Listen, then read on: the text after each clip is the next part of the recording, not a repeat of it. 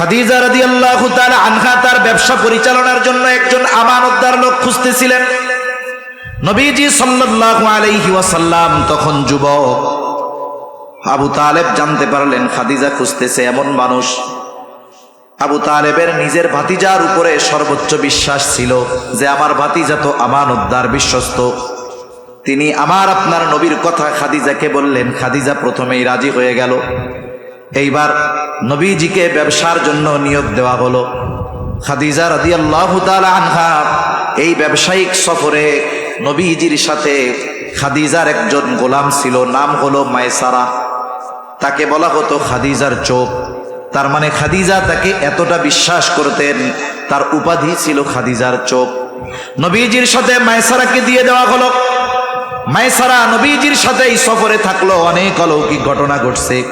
নবীজি যেই পণ্যগুলো নিয়ে গিয়েছেন এগুলো অনেক দামে বিক্রয় করলেন। আবার ওই দেশ থেকে যেই পণ্যগুলো কিনে এনেছেন আরবের বাজারেও অনেক বহুগুণ লাভে এগুলো বিক্রয় করলেন। এবার মায়সারার কাছে খাদিজা সফরের কারগুজারি শুনতে চায়। কারণ একটা মানুষ বাস্তবেই তার ক্যারেক্টার কেমন, চরিত্র কেমন, আসলে আমি কেমন, 1 ঘন্টা বয়ান শুনে আপনি বুঝতে পারবেন না। 2-4 দিন আমার সাথে যদি সফর করেন আমার আসল চরিত্র আপনি জানতে পারবেন।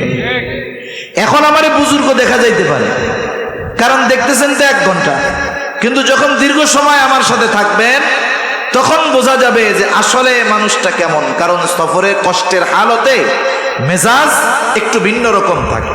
ওই সময় যদি কন্ট্রোল করা যায়, আচরণ ঠিক থাকে, তাহলে বুঝতে হবে লোকটা ঠিক আছে। মায়সারাকে বলতেছে সফরের কারগুজারি শোনাও। সে কারগুজারি শুনাইলো। এর মধ্যে কিছু বিষয় ছিল এমন যে নবীজি সফরের ক্লান্ত দেহ নিয়ে মাঝে মধ্যে গাছের ছায়ায় বিশ্রাম করতেন। স্বাভাবিক সূর্য যখন সরবে গাছের ছায়াও সরে যায়, কিন্তু দেখা যাইতো সূর্য সরে গেছে কিন্তু গাছের ছায়া সরে যায় নাই। ঘুমন্ত নবীকে গাছ ঝুঁকে ছায়া প্রদান করতে থাকতো। আবার প্রচন্ড গরমে নবী পথ চলতেছেন, দেখা যাইতো মেঘের খণ্ড ছায়া দিয়ে রাখছে।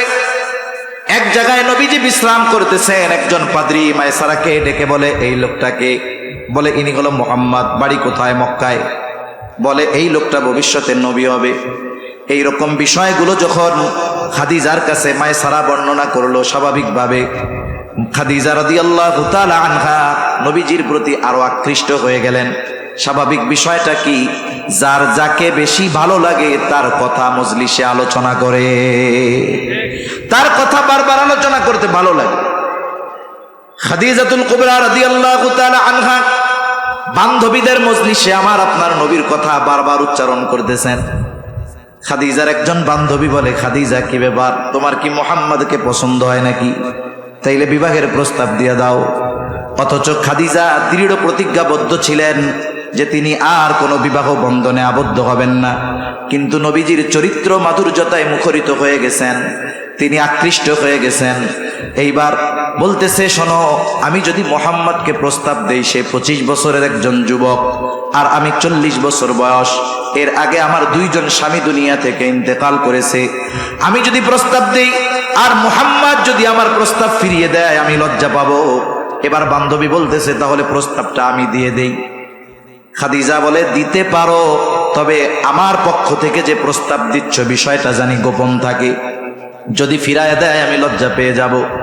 এইবার ওই বান্ধবী নবীজির কাছে গেছে, গিয়ে বলে, মুহাম্মদ কি ব্যাপার, বয়স তো কম হলো না, বিবাহ শাদী করবা না?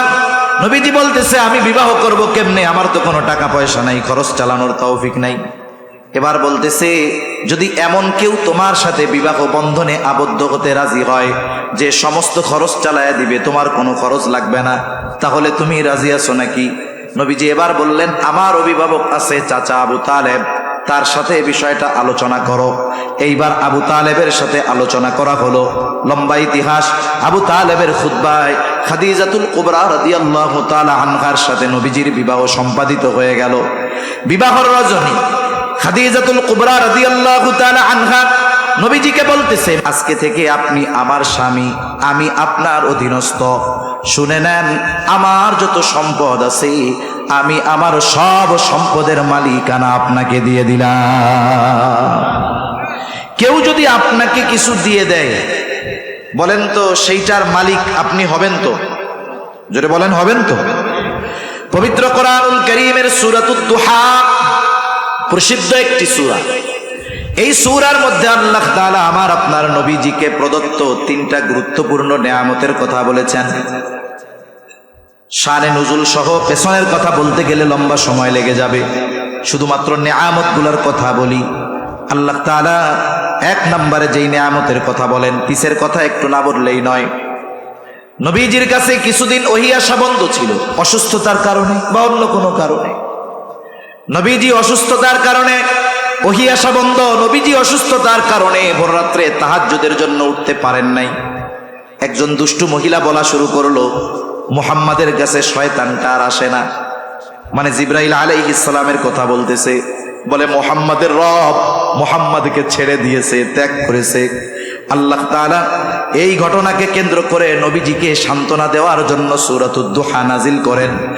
আগে প্রদত্ত নেয়ামতগুলোর কথা, নবুয়তির আগে প্রদত্ত নেয়ামতের কথাগুলো স্মরণ করায় দিয়ে আল্লাহ তাআলা কেমন যেন বলেন, হাবিব নবুয়তির আগে আমি আল্লাহ আপনাকে ছেড়ে দেই নাই, আর নবুয়তি দিয়ে আমি আল্লাহ আপনাকে ছেড়ে দিব এমনটা হতে পারে না। এজন্য নবুয়তির আগের কয়েকটা নেয়ামতের কথা আল্লাহ বর্ণনা করছে। এক নম্বর নেয়ামত আল্লাহ তাআলা বলেন, আলাম ইয়াজিদকা ইয়াতীমান ফাআওয়া ওয়া ওয়াজাদাকা দাল্লান ফাহাদা ওয়া ওয়াজাদাকা আইলান ফাআগনা। এক নম্বর নেয়ামতের কথা আল্লাহ স্মরণ করে দিয়ে বলেন, আমি কি আপনাকে ইয়াতীম অবস্থায় পাই নাই? ইয়াতীম অবস্থায় পেয়ে আমি আল্লাহ আপনাকে ছেড়ে দেই নাই। ফাআওয়া, আলাম ইয়াজিদিকা ইয়াতীমান ফাআওয়া, ছেড়ে তো দেই নাই, সাথে সাথে আপনার লালন পালনের ব্যবস্থা করেছি। পৃথিবীর ইতিহাসে যদি তাকিয়ে দেখেন, আমাদের সমাজে অনেক মানুষ এমন আছে, মনে করেন সন্তান বিবাহ করেছে, স্ত্রী সন্তান সম্ভবা, আল্ট্রাসোনোগ্রামের মাধ্যমে জানতে পারছে ছেলে হবে। এবার মায়ের গর্ভে ছেলেটার বয়স 6 মাস বা 9 মাস হয়েছে, এখন সদ্য ভূমিষ্ঠ হওয়ার সময় কাছায় আসছে। এই মুহূর্তে যদি ওই গর্ভে, মায়ের গর্ভে অবস্থান করা ছেলেটার পিতা মারা যায়, দাদা দাদি কত খুশি হইতেছিল যে আমার ছেলের একটা ছেলে হবে। এই সময় যদি ওই দাদার ছেলেটা মারা যায়, বলেন তো ওই সন্তান দুনিয়ায় আসার খবরে দাদার তো খুশি হওয়ার কথা ছিল, কিন্তু যখন নিজের ছেলে মারা গেছে, ওই সন্তান দুনিয়ায় আসার ব্যাপারে দাদা দাদি খুশি হবে নাকি? কপালে ভাঁজ পড়ে যাবে, চিন্তা করবে এখন এরে পালবে কে, কে খাওয়াবে কে, লালন পালন করবে কে। আরে কিন্তু ছেলে যদি বেঁচে থাকতো, ছেলের যদি ছেলে হইতো, দেখতেন আনন্দ কারে বলে, বুড়াও 3 লাখ মারতো আনন্দের ঠেলায়। আমাদের সমাজের পরিস্থিতি এমন, কিন্তু ইতিহাস কি বলে? নবীজির পিতা নবীজি দুনিয়ায় আসার আগে আব্দুল্লাহ ইন্তেকাল করেছেন। নবীজি দুনিয়ায় আসলেন, আব্দুল মুত্তালিবের কপালটা গোছায়া যায় নাই, বরং ইতিহাস বলে আব্দুল মুত্তালিবের 10টা সন্তান আশায় যত খুশি হয়েছেন, আমার আপনার নবীর জন্মে আব্দুল মুত্তালিব তার চাইতে অগণিত গুণ বেশি খুশি হয়েছে। এই যে নবীর আগমনে আব্দুল মুত্তালিবের অন্তরে ভালোবাসা যিনি জাগ্রত করে দিলেন, তিনি কে? এরপরে নবীজি, মা মারা গেল, দাদা অভিভাবক, 2 বছর পরে দাদাও মারা গেল। এরপরে দাদা মারা যাওয়ার আগে ওসিয়ত করে গেছে আবু তালেবের কাছে। আবু তালেব মৃত্যুর আগ পর্যন্ত আমার আপনার নবীজির অভিভাবক। নবীজির বয়স হয়ে গেছে, নবুয়তি পাওয়ার পরেও আবু তালেব নবীজিকে ছেড়ে দেয় নাই, যে তুমি তো এখন বড় হয়ে গেছো, নিজের পথ নিজে মাপো। ইয়াতিম থাকা অবস্থায় নবীজিকে কেউ ইয়াতিম হিসাবে অবহেলার দৃষ্টিতে দেখে নাই। প্রত্যেকের অন্তরে আল্লাহ তাআলা মুহাব্বত, ভালোবাসা জাগ্রত করে দিয়েছে। আবু তালেব নবুয়তির পরেও নবীজির প্রতি কেমন মায়া, মুহাব্বত, ভালোবাসা ছিল।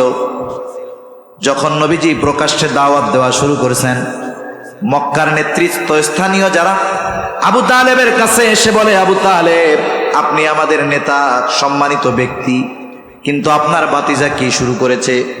আপনার ভাতিজার কারণে ভাইতে ভাইতে দ্বন্দ্ব শুরু হয়ে গেছে। মায়ের সাথে মেয়ের দ্বন্দ্ব শুরু হয়ে গেছে। আপনি যদি আপনার ভাতিজাকে তার কর্ম থেকে না থামান, আমরা কিন্তু কঠোর ব্যবস্থা গ্রহণ করব। ওই দিনের মতো আবু জেহেল উতবা সাহেবাকে বুঝায়া পাঠায়া দিলেন আবু তালেব। নবীজিকে কিছু আর বলেন নাই, নবীজি তার গতিতে দাওয়াতের কাজ করে যান। কিছুদিন পর আবু তালেবের সাথে আবার দেখা করার জন্য আসছে। এবার আবু জেহেল একা আসে নাই, আশেপাশের যত আরব গোত্র আছে সব গোত্রের সর্দারদের নিয়ে হাজির। আবু তালেবের কাছে এসে আবু জেহেল বলে, আবু তালেব, আগের বার আপনি আমাদের কথায় কোনো ভ্রুক্ষেপ করেন নাই, এইবার আমি একা আসি নাই, আমার সাথে আরবের আশেপাশের সব গোত্রের গোত্রপতিরা আছে। আমরা সকলে একমত হয়েছি, আপনি যদি আপনার ভাতিজাকে তার এই কাজ থেকে নিবৃত্ত না করেন, বিরত না করেন, বাধা না দেন, তাহলে আমরা আপনার ভাতিজার বিরুদ্ধে সম্মিলিতভাবে ব্যবস্থা গ্রহণ করব। এইবার আবু তালেব একটু চিন্তিত হয়ে গেছেন, ভাই রে কি করা যায়, পায়চারি করতেছেন টেনশনে। গভীর রাত নবীজি দাওয়াতি কাজ শেষ করে বাসায় ফিরেছেন। আবু তালেব স্নেহ ভরা কণ্ঠে, মায়া ভরা কণ্ঠে দাওয়াত দিচ্ছে, ডাক দিচ্ছে, ও মোহাম্মদ এদিকে আসো। নবীজি আসলেন, বলে, ও মোহাম্মদ, তুমি যা করতেছো এটা কি থেকে কি একটু বিরত থাকা যায় না? আমি তো তোমার ব্যাপারে বড় চিন্তিত আছি, শঙ্কায় আছি। আজকে আরবের সব গোত্রের মানুষেরা, সব গোত্রের গোত্রপতিরা আমার কাছে এসেছিল দেখা করার জন্য। আমি তো তোমার ব্যাপারে বড় ভীত আছি, কিছুদিনের জন্য একটু নিবৃত্ত হও, বিরত থাকো।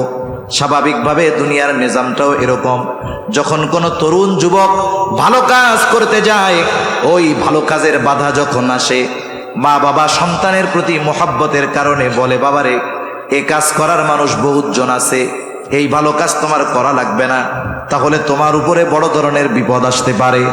অনেক সময় বিপদের আশঙ্কার কারণে সন্তানকেও ভালো কাজে মা বাবা বাধা দেয় কি দেয় না?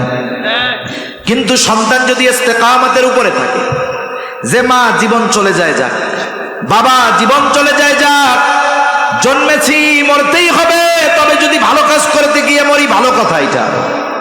অনেক সময় মা বাবার চিন্তা পরিবর্তন হয়ে যায়, তখন বলে, বাবা তুমি চালায় যাও, আসি পেছনে আমরা। একটু আগে অবস্থা কি ছিল, সন্তানের ইস্তেকামতের কারণে মা বাবার চিন্তাও পরিবর্তন হয়ে যায়। চাচা আবু তালেব মোহাব্বতের কারণে নবীজিকে থামতে বলতেছেন, যদিও তিনিও জানেন, আবু তালেব তিনিও জানেন আমার ভাতিজা যা করতেছে নিঃসন্দেহে ভালো কাজ। চাচার কথা শেষ, এবার নবীজি বলতেছে, চাচা আপনি শুনেন, শুধুমাত্র আরবের ওই গোত্রগুলো কেন, আমাকে যদি তামাম দুনিয়ার সব মানুষ আমাকে এই কাজ থেকে বাধা প্রদান করে, আমার বিরুদ্ধে চলে যায়, আমার জীবনও যদি চলে যায়, আল্লাহ তাআলা আমাকে যেই নির্দেশ দিয়েছেন, এই নির্দেশ থেকে আমি এক বিন্দু পরিমাণ পেছনের দিকে আসব না।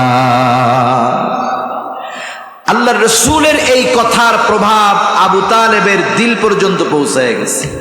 এখন কি হয়েছে, আবু তালেব নবীজির জন্য ঢাল হয়ে গেছে। আবু তালেব নবীজিকে বলতেছে, তুমি তোমার দায়িত্ব পালন করে যাও, আমি বেঁচে থাকতে তোমার গায়ে আমি কাটার আঘাতও লাগতে দিব না। সুবহান। তাহলে আল্লাহ তাআলা বলেন, আমি আপনাকে ইয়তীম অবস্থায় পেয়ে লালন পালনের ব্যবস্থা করেছি। আলাম ইয়াজিদিকা ইয়তীমান ফাআওয়া, ইয়তীম অবস্থায় আমি আপনাকে কোনো জায়গায় ছেড়ে দেই নাই, নবুয়ত দিয়ে আপনারে ভুলা যাব, ছেড়ে দিব, এটা হতে পারে না। দ্বিতীয় নিয়ামতের কথা আল্লাহ তাআলা বলেন, ওয়াওয়াজাদাকা আইলান ওয়াওয়াজাদাকা দাল্লান ফাহাদা, সঠিক পথ সম্পর্কে আপনি অবগত ছিলেন না। একটা হলো সঠিকটা জানার পরে সেটা না মানা, আর একটা হলো সঠিক জিনিসটা না চেনা। দুইটার মধ্যে তফাৎ আছে। একজন সঠিকটা চিনে না, জানে না এই পথটা কোনটা, এটাও দল শব্দ দ্বারা বলা হয়। আবার অনেকে পথভ্রষ্ট, পথ চেনার পরেও ওই পথে চলে না, এটা হলো পথভ্রষ্ট। আর এটা হলো পথ সম্পর্কে অনবগত, জানে না। আল্লাহ তাআলা বলেন, আপনি সঠিক পথ চিনতেন না, আপনাকে আমি সঠিক পথটা চিনিয়ে দিয়েছি। ওয়াওয়াজাদাকা আইলান ফাআগনা, আপনি অভাবী ছিলেন, টাকা পয়সা ছিল না, আমি আপনাকে ধনী বানায় দিয়েছি। মুফাসসিরিনে কেরাম লিখেন, খাদিজাতুল কুবরা রাদিয়াল্লাহু তাআলা আনহার সাথে এই যে বিবাহের রাত্রিতে যখন খাদিজা বললেন সব সম্পদের মালিক আমি আপনাকে বানায়া দিলাম, আল্লাহ রব্বুল আলামিন মূলত এই জিনিসটাকেই উল্লেখ করতে চেয়েছেন, হাবিব আপনার তো কিছুই ছিল না, টাকা পয়সা ছিল না, আমি তারও ব্যবস্থা করে দিয়েছি। নবুয়তির আগে এত এত দামি নেয়ামত আমি আপনাকে দিলাম, আর নবুয়তির পরে আমি আপনাকে ভুলে যাব, এটা কখনোই হতে পারে না। তাহলে ইসলাম বিদ্বেষীদের নবীজির ব্যাপারে প্রথম অভিযোগ যে তারা বলে নবীজি অর্থের লোভে খাদিজাকে বিবাহ করেছে। বলেন নবীজি কি খাদিজাকে বিবাহের প্রস্তাব দিয়েছে না খাদিজার পক্ষ থেকে এসেছে? তাহলে এই অপবাদ, এটা মিথ্যা কথা, এবং এটা নবীজিকে অপবাদ দেওয়ার অপচেষ্টা, এই কথাগুলোর কোনো ভিত্তি নাই। 2 নম্বর যে বিষয়টা বলে 6 বছরের একজন শিশু বাচ্চারে বিয়ে করছে। ইতিহাস বুঝতে হবে খাদিজা রাদিয়াল্লাহু তাআলা আনহার সাথে নবীজির সম্পর্কটা কেমন ছিল। যেখানে ওহী নাজিল হয়েছে গারে হেরা, কত উঁচু এক পাহাড়, যুবক যারা তারা উঠতে হিমশিম খেয়ে যায়, এখন সিঁড়ি আছে তাও উঠতে হিমশিম খেয়ে যায়, কয়েকবার বিরতি নেওয়া লাগে। অথচ রাসূলুল্লাহ সাল্লাল্লাহু আলাইহি ওয়াসাল্লাম ওই সুউচ্চ পাহাড়ে ওইটা বসতেন, ধ্যান করতেন, ওখান থেকে বাইতুল্লাহকে দেখা যাইত।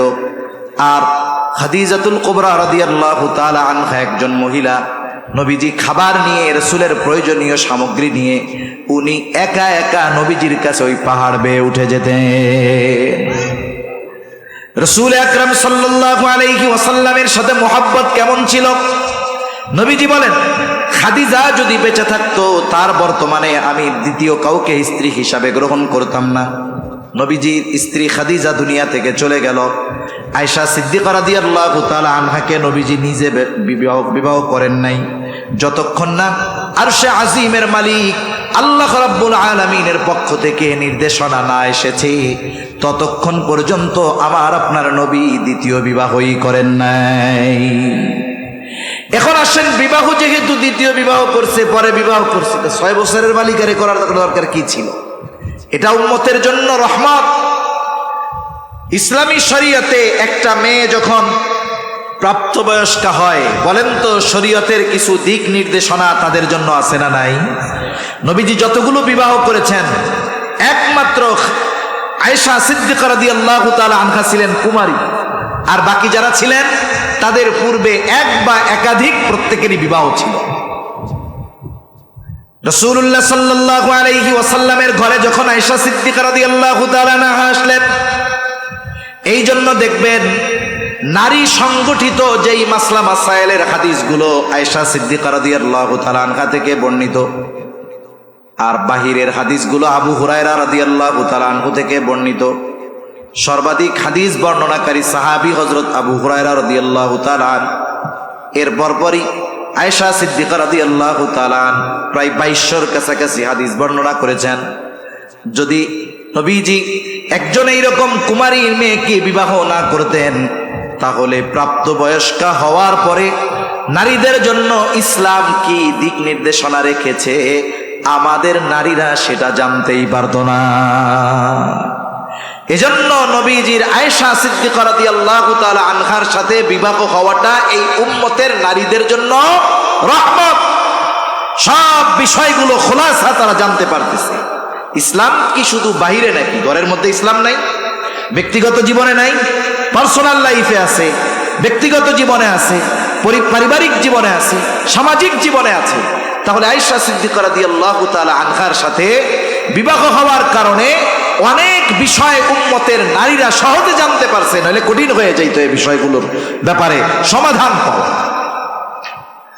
আবার দেখেন, যারা অপবাদ দেয় তাদের গুরু যারা, রবীন্দ্রনাথ ঠাকুর, বঙ্কিমচন্দ্র, ঈশ্বরচন্দ্র বিদ্যাসাগর, এনারা বিবাহ করছে 8 বছর, 9 বছর, 6 বছর, 11 বছরের মেয়েদেরকে। এদের ব্যাপারে প্রশ্ন তুলো না, নবীর ব্যাপারে তুলো। আবার নবীজিকে নারী লিপ্সু, নারী লোভী বলো। আল্লাহর নবী এগুলো যদি নবীর ব্যাপারে অপবাদ দাও, শোনা নাও। একদিন নবীজি বাইতুল্লাহর সামনে বসে আছেন, কাফেররাও অদূরে বসে আছে।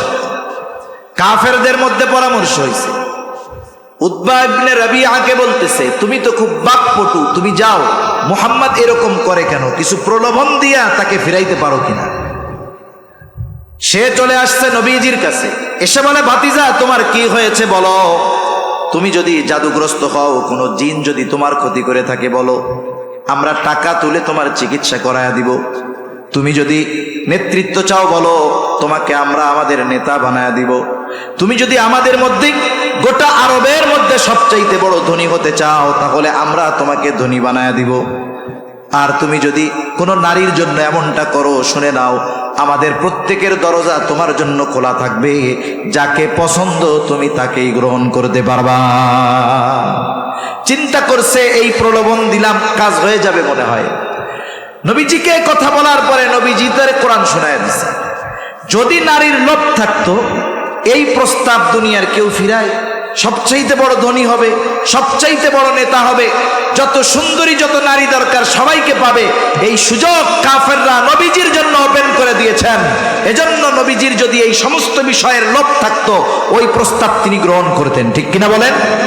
তাহলে নবীর ব্যাপারে যে নারী লিপ্স বলা হয়, এটা নিঃসন্দেহ অপবাদ এবং নবীজির শানে সর্ব উচ্চ এক বেয়াদবি, ঠিক কিনা বলেন? অনেকে আবার আয়েশা সিদ্দিকা রাদিয়াল্লাহু তাআলা আনহার ব্যাপারে অপবাদ দেয়, অথচ আয়েশা সিদ্দিকা রাদিয়াল্লাহু তাআলা আনহার মাধ্যমে গুরুত্বপূর্ণ 3টা বিধান আল্লাহ তাআলা নাজিল করেছেন। আয়েশা সিদ্দিকা রাদিয়াল্লাহু তাআলা আনহাকে কেন্দ্র করে তায়াম্মুমের বিধান নাজিল হয়েছে। অপবাদ দিলে কি শাস্তি, তার বিধান নাজিল হয়েছে। সাথে সাথে ব্যভিচারের কি শাস্তি হবে, আল্লাহ তাআলা এই বিধান নাজিল করেছেন। সাথে সাথে আয়েশা সিদ্দিকা রাদিয়াল্লাহু তাআলা আনহার পবিত্রতার ঘোষণা স্বয়ং আল্লাহ তাআলা নিজে দিয়েছে। তাহলে নবীজির ব্যাপারে আরেকটা অপবাদ তারা দিত যে পালক পুত্র যায়েদের বউকে উনি আবার বিবাহ করছে। জাহেলিয়াতের সময় একটা কুসংস্কার ছিল যে পালক পুত্রকে ঔরসজাত পুত্রের মতোই মনে করা হইত।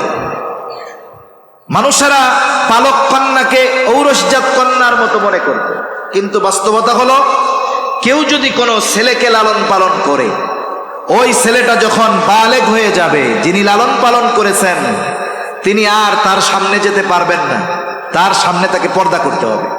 একটা মেয়েকে লালন পালন করছে, মেয়েটা এখন বালেগা হয়ে গেছে, এই যে পালক বাবা, যে সে আর মেয়ের সামনে যাইতে পারবে না, মেয়েও বাবার সামনে আসতে পারবে না, এটাই শরীয়তের আইন। জাহেলিয়াতের সময় এই বিষয়টা খুব প্রসিদ্ধ ছিল। স্বাভাবিক মানুষ মনে করত পালক পুত্র ঔরসজাত পুত্রের মতো। কিছু কিছু সময় আছে বলার চাইতে করার মাধ্যমে ফায়দা হয় বেশি, ঠিক কিনা বলেন? অনেক উপমা দেওয়া যাবে। যেমন রাসূলুল্লাহ সাল্লাল্লাহু আলাইহি ওয়াসাল্লাম হুদায়বিয়ার সন্ধি যখন হয়েছে, মক্কায় আসছেন উমরা করার জন্য, কিন্তু চুক্তির কারণে এই বছর আর উমরা করা সম্ভব নয়। সবাই চিন্তা করছে উমরায় যাব, অনেকে জন্তু নিয়ে আসছে, আমরা আল্লাহর সন্তুষ্টির জন্য ওইগুলোকে জবাই করব। যখন চুক্তি সম্পাদিত হয়ে গেল যে এই বছর আর উমরা করা যাবে না, ফিরে যেতে হবে, সকল সাহাবাদের মন খারাপ, কারণ দীর্ঘদিন পর তারা মক্কার জমিনে প্রবেশ করতে চেয়েছিল, আত্মীয় স্বজন প্রিয়জনদের সাথে দেখা হবে, কিন্তু চুক্তির মাধ্যমে যখন আবার কাছে এসে ফিরে যাওয়া লাগবে, তারা মনক্ষুণ্ণ হলেন। নবীজি নির্দেশ দিলেন, যার সাথে যেই জন্তু আছে সবগুলোকে কোরবানি করে দাও, জবাই করে দাও। 3 বার বলছেন নবীজি। সাহাবায়ে কেরাম এতটা অন্যমনস্কা ছিলেন যে নবীজির কথা তারা ঠিকমতো শুনেন নাই, যার কারণে কেউ জবাই করে নাই। নবীজি ঘরে গেলেন। ওই সফরে নবীজির সাথে ছিলেন উম্মে সালামা রাদিয়াল্লাহু তাআলা আনহা। উম্মে সালামার সাথে নবীজি পরামর্শ করতেছেন, বিষয়টা তো এরকম, কেউ তো আমার কথা শুনলো না, 3 বার বললাম, এরপরেও কেউ প্রাণীগুলা জন্তুগুলা জবাই করে না। উম্মে সালামা রাদিয়াল্লাহু তাআলা আনহা বললেন, আপনার কিছু বলার প্রয়োজন নাই, আপনি আপনার জন্তুটা নিয়ে তাদের সামনে নিয়ে জবাই করে দেন। নবীজি এবার তাদের সামনে যখন জন্তু নিয়ে জবাই করে দিলেন, উপস্থিত সাহাবায়ে কেরাম যাদের সাথে জন্তু ছিল জবাই দেওয়ার, নবীজিকে করতে দেখে তারাও জবাই করে দিল। তার মানে কিছু কিছু সময় আছে বলার চাইতে প্র্যাকটিক্যাল ভাবে যদি করা হয়, তাহলে এটার প্রভাব সমাজে বেশি পড়ে। রাসূল আকরাম সাল্লাল্লাহু আলাইহি ওয়াসাল্লামের বোন ছিল উনি, ফুফাতো বোন জায়নাব বিনতে জাহাশ, যায়েদ রাদিয়াল্লাহু তাআলা আনহুর সাথে বনাবনি হয় নাই। নবীজি বারবার চেষ্টা করেছেন মিলায় দেওয়ার জন্য, হয় নাই, ছাড়াছাড়ি হয়ে গেল। আল্লাহ তাআলার পক্ষ থেকে নির্দেশ আসলো, আপনি বিবাহ করেন জায়নাব বিনতে জাহাশকে। নবীজিও সামাজিক চাপ অনুভব করতেছিলেন যে মানুষ কি বলবে, সমাজ কি বলবে, কিন্তু আল্লাহ তাআলার নির্দেশ, নবীজি বিবাহ করলেন জায়নাব বিনতে জাহাশকে। এই বিবাহের মাধ্যমে জাহেলিয়াতের সময় শতাব্দীর পর শতাব্দী ধরে চলে আসা একটা কুসংস্কারের কবর রচনা হয়ে গেল। একটা হালাল বিষয়কে তারা হারাম মনে করত, আল্লাহ তাআলা আমার আপনার নবীর মাধ্যমে ওই হালাল বিষয়টাকে সমাজে সুপ্রতিষ্ঠিত করে দিলেন। ঠিক কিনা বলেন? এই বিষয় নিয়ে অপবাদ দেওয়ার কোনো সুযোগ নেই। নবীজি অনেকগুলো বিবাহ করেছেন, হ্যাঁ, যতগুলো বিবাহ করেছেন প্রত্যেকটার পেছনে শরঈ কারণ আছে। কোন বিবাহ নবীজি আল্লাহ তাআলার নির্দেশবিহীন করেন নাই। সেজন্য নবীজির চারিত্রিক বিষয়ে যারা অপবাদ দিতে চায়, এই বিষয়গুলো তারা বেশি সামনে আনে। তারা যে কথাগুলো নবীজির ব্যাপারে বলে, এগুলো পুরো ভ্রান্ত বানোয়াট। ঠিক কিনা বলেন? এখন আসেন, আমার আপনার নবীজির চরিত্রটা কত সুন্দর। কেন নবীর চরিত্র আমরা অনুসরণ করব, আর কেন নবীর চরিত্রটা সর্বজনীন চরিত্র, সকলের জন্য আদর্শ, অনুসরণীয়, অনুকরণীয়। আমার আপনার নবীজির নবুয়তিটা কিন্তু নির্দিষ্ট কোনো জাতি গোষ্ঠীর উপরে নয়। রাসূল আকরাম সাল্লাল্লাহু আলাইহি ওয়াসাল্লামের আগে যত নবী দুনিয়া এসেছে, প্রত্যেকটা নবীর নবুয়তির একটা এরিয়া আছে। কেউ ছিল কোন গোত্রের জন্য নবী, কেউ কোন এলাকার জন্য নবী, কিন্তু আমার আপনার নবীজির ব্যাপারে আল্লাহ তাআলা বলেন, নবী আপনি বলেন, কুল ইয়া আইয়ুহান নাসু ইন্নী রাসূলুল্লাহি ইলাইকুম জামিআ। আল্লাহ তাআলা বলেন, নবী আপনি বলেন, ইন্নী রাসূলুল্লাহি ইলাইকুম জামিআ, নিশ্চয়ই আমি তোমাদের প্রতি রাসূল হিসাবে প্রেরিত হয়েছি, তোমাদের সকলের প্রতি রাসূল হিসাবে প্রেরিত হয়েছি। সকলের রাসূল নবী, সৃষ্টি জগতের সকল স্থানের নবী আমার আপনার নবী। এই সৃষ্টিকুলে একটা ইঞ্চি জায়গা বাকি নাই যেই জায়গার রব আল্লাহ তাআলা নয়। এমন কোন জায়গা আছে নাকি? এমন কোন জায়গা নাই। পবিত্র কোরআনুল কারীমের সর্বাধিক পাঠিত সূরা সূরাতুল ফাতিহা, যেই সূরাটা প্রতি নামাজের প্রতি রাকাতে লাগে, ইমামের পেছনে যখন পড়া হয়, ইমামের কেরাত, মুসল্লির কেরাত, আবার যখন একা পড়ি প্রত্যেক নামাজেই পড়া লাগে। এই সূরার শুরুতেই আমরা বলি আলহামদুলিল্লাহি রাব্বিল আলামিন। আমরা বলি সকল প্রশংসা আল্লাহর জন্য। কে আল্লাহ? বলে রব্বুল আলামিন, জগৎ সমূহের রব, প্রতিপালক। রব্বুন প্রতিপালক, কিসের? বলে আলামিন। আলম এক বচন, আলামিন বহু বচন। এর দ্বারা আল্লাহ তাআলা ১৫০০ বছর আগে আমাদেরকে খবর দিয়ে দিয়েছেন যে জগৎ শুধু এই পৃথিবী নয়, আরো অগণিত জগৎ যিনি সৃষ্টি করে রেখেছেন তিনি কে? একটু জোরে বলেন না কে? আল্লাহ। আল্লাহ তাআলা হলেন জগৎ সমূহের প্রতিপালক। ওই আল্লাহ আমার আপনার নবীজির ব্যাপারে বলেন, ওয়ামা আরসালনাকা ইল্লা রাহমাতাল লিল আলামিন। আল্লাহ তাআলা বলেন, আমি আপনাকে জগৎ সমূহের জন্য রহমত হিসাবে প্রেরণ করেছি। তার মানে আল্লাহ হলেন রব্বুল আলামিন, আমার আপনার নবী হলেন রহমাতুল লিল আলামিন। আল্লাহ তাআলা যেই জায়গার রব, আমার আপনার নবীজিও সেই জায়গার রহমত। তার মানে আমার আপনার নবীর নবুয়তির পরিব্যাপ্তি কত দূর, বলে আল্লাহ তাআলার রবুবিয়তের বিস্তৃতি যত দূর, আমার আপনার নবীজির নবুয়তির বিস্তৃতিও তত দূর। এজন্য কবি অনেক সুন্দর কথা বলেন। কবি বলেন, রবুবিয়ত খোদা কি হ্যায় জাহাঁ তক, নবুয়তি মুস্তাফা কি হ্যায় উহা তক। আল্লাহ তাআলা আমার আপনার নবীজিকে এই স্পেশাল কোয়ালিটি, যোগ্যতা দান করেছেন যে তিনি গোটা সৃষ্টি জগতের জন্য নবী। ২ নাম্বার, নবীজিকে যেই কোয়ালিটিটা আল্লাহ দান করেছেন, নবীজির জীবনটা ছিল বহুমুখী জীবন। কোন মানুষ যদি নবীজির জীবনী থেকে সমাধান চায় সে পেয়ে যাবে, কিন্তু নবীর আগে যত নবী এসেছে আপনি একজন নবীর থেকে পরিপূর্ণভাবে সবকিছুর সমাধান পাবেন না। এই পৃথিবীতে তিনটি ধর্ম হলো ঐশী ধর্ম, ইসলাম, আর একটা আমরা চিনি ইহুদি, আর একটা হলো খ্রিস্টান, আহলে কিতাব। এই দুইটাকে উল্লেখ করে বলা হয় এই তিনটা ধর্ম হলো ঐশী ধর্ম। খ্রিস্টানদের নবী ঈসা আলাইহিস সালাম, ইহুদিদের নবী মুসা আলাইহিস সালাম, দুইজনেই কিন্তু বনি ইসরাইলের বংশধর, বনি ইসরাইল থেকে আসছেন।